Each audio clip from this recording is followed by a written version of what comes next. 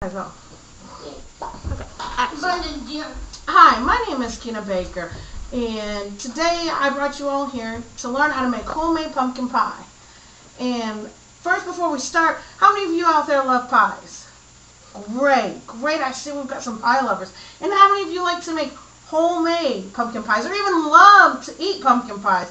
Awesome, great. So what we're going to do today is we're going to make a homemade pumpkin pie straight from the pumpkin.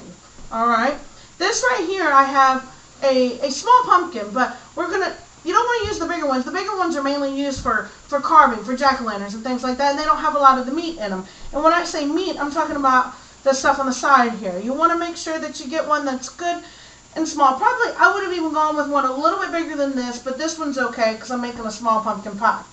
So you're going to take this and you're going to cut the pumpkin in half, and then you're going to cut it like you do a cantaloupe. You're going to cut it straight down, make slices out of it. You're going to make sure you clean everything out of it, so all that you're left with is just the pumpkin itself. You have the pumpkin right here.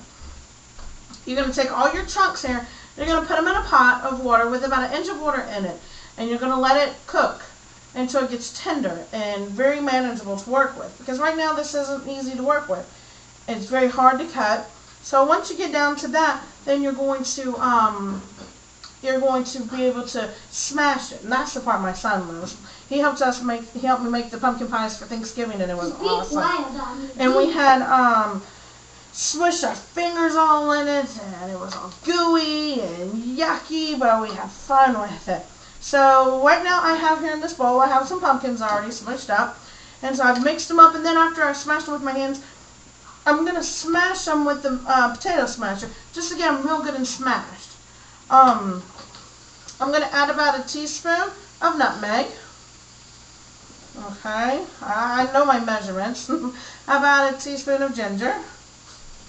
Alright. I'm going to add about 2 tablespoons of brown sugar. Alright.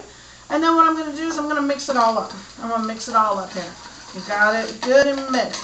Then I'm going to add 3 eggs to it, but I've already added the eggs because the eggs make it, that's what gets it real good and juicy. Oh, and when you do cut these, when you're cooking these, you're going to cook them, I'd say it's going to take you about 15 minutes to get them good and tender. It's almost like doing potatoes. You want to get them nice and soft to make homemade mashed potatoes. So you've got it cooked, you've got your pie here. And then I like to use the store-bought pie crust because, one, it's easier for me. I'm not a good pie maker as far as the crust wise. So I like to use the store-bought crust. So then I'm going to take this, and I like to get the deep dish kind. I'm going to take this, I'm going to pour it all into that pie, and I'm going to fill it all the way up to the top. And when I do that, it's going to look like it's going to overflow. But the good thing about pumpkin is when it's cooking, it actually shrinks down some.